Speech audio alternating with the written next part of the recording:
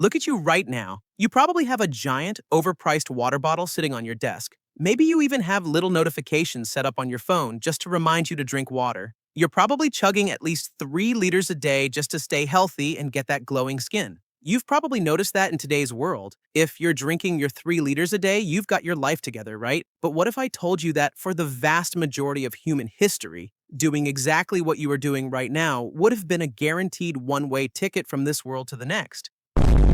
If you went back a few hundred years and tried to drink a glass of fresh local river water, your skin wouldn't glow. Thanks to some extremely angry stomach bugs, you'd get a fast-track VIP pass to the afterlife. For our ancestors, water wasn't a magical healing liquid. It was a silent trap lurking in every well and stream. That is exactly why, if you look at your historical family tree, heck, mine and most of humanity's, about 78% of them absolutely refuse to drink water.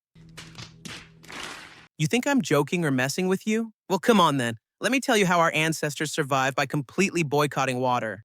Imagine living in a bustling medieval village. No indoor plumbing, no fancy water filters, and definitely no aesthetic glass pitchers. The main river running through your town wasn't some sparkling, magical source of life. You can basically think of it as a massive, slow-moving garbage disposal. Picture a typical Tuesday morning back then. You have the local butchers tossing leftover, unwanted animal parts into the stream. The leather tanners are dumping incredibly toxic, foul-smelling chemicals right next to them. And of course, thousands of regular folks are washing their daily laundry in this river. And naturally, all of that just washes right down into the exact same stream. Now, if you're picking up your cup, walking down to the edge of that slow-moving river and thinking, ah yes, let me just grab a cup of this ice-cold river water to refresh myself, dude, you would have to be completely out of your mind.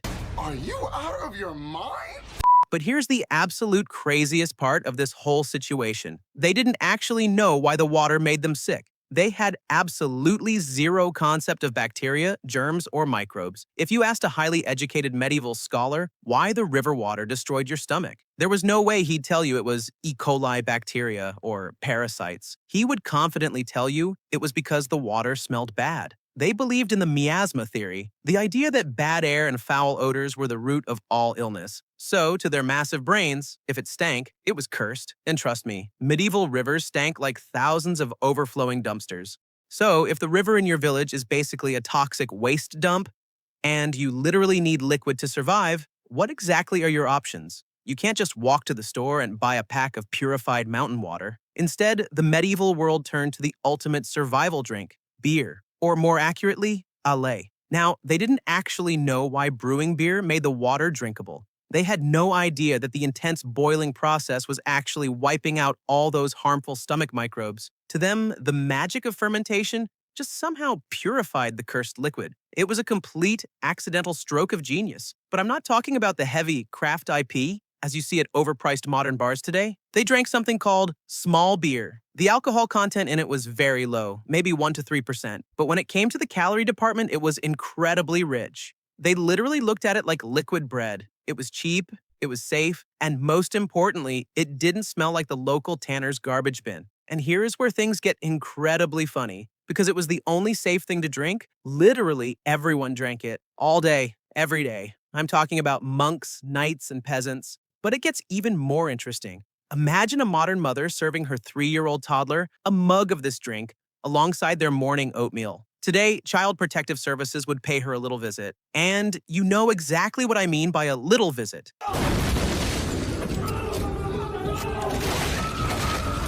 Back then, that was considered top-tier, responsible parenting. Don't judge, like I said, it was a necessity. Now let's take a step back and look at the bigger picture. This is the part that will really mess with your head. If everyone from the peasant farming the dirt to the king sitting on his throne is consuming this low-level drink between sunrise and sunset, that means for centuries, the continent was never actually sober.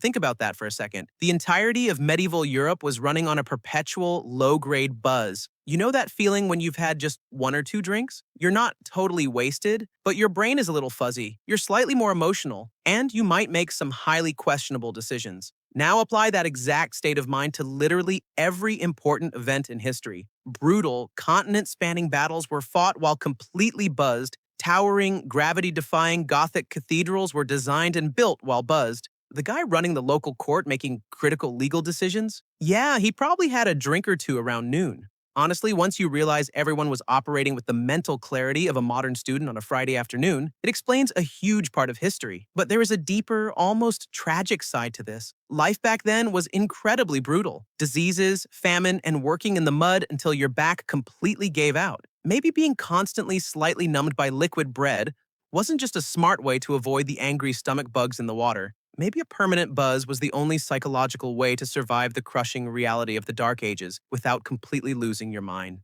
So, how did humanity finally break out of this endless cycle of drinking this stuff all day long? Well, around the 17th century, a new magical bean arrived in Europe. Any guesses? It's actually pretty simple: coffee. Suddenly, people found a new way to escape that contaminated, disease ridden river water. You still had to boil the water, which secretly destroyed the angry stomach microbes. But instead of turning it into a depressant, they brewed it with a massive dose of a stimulant, and that was caffeine. Imagine an entire civilization literally waking up from a 500-year hangover. For centuries, everyone was sleepy, numb, and surviving on a slow-motion buzz. Then, practically overnight, millions of people traded their wooden pints for little ceramic cups of this miracle drink. They were finally completely sober and dangerously caffeinated, and the results were absolutely crazy. People started thinking fast, talking fast, and questioning everything. They went from passing out in muddy taverns to sitting in bright coffee houses, debating politics, science, and philosophy. This massive caffeinated wake-up call literally helped kickstart the Age of Enlightenment and the Industrial Revolution. Humanity finally hit the fast-forward button. You see, a drink that we look at as something so simple today actually pushed the people of that era to make massive breakthroughs. But there is a dark side to that massive historical shift. When you replace that daily feel-good drink with daily caffeine, you trade a numb brain for an overactive one. You stop worrying about just surviving the winter. And instead, you find yourself awake at 3 a.m., staring at the ceiling, completely overwhelmed by existential dread. So, congratulations.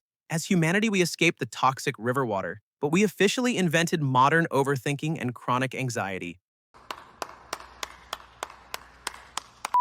And that brings us right to where you are. You're sitting in your room, perfectly hydrated thanks to that giant, expensive stainless steel thermos. You don't have to worry about the local river giving you a VIP pass to the afterlife, and your brain is sharper, faster, and more sober than a medieval king could ever dream of being. Sure, those medieval peasants were drinking literal liquid bread just to survive the week. They were dirty, they knew nothing about hygiene, and their doctors were just barbers with rusty saws. But at least they were floating through the mud on a perpetual, warm buzz, blissfully unaware of the existential dread that keeps you awake at 3 a.m. If you want to keep exploring how incredibly lucky yet deeply miserable our modern lives really are, go ahead and hit that subscribe button. Let me know in the comments. Would you rather have modern anxiety or a 500-year medieval hangover? Until the next video, don't forget to take good care of yourself.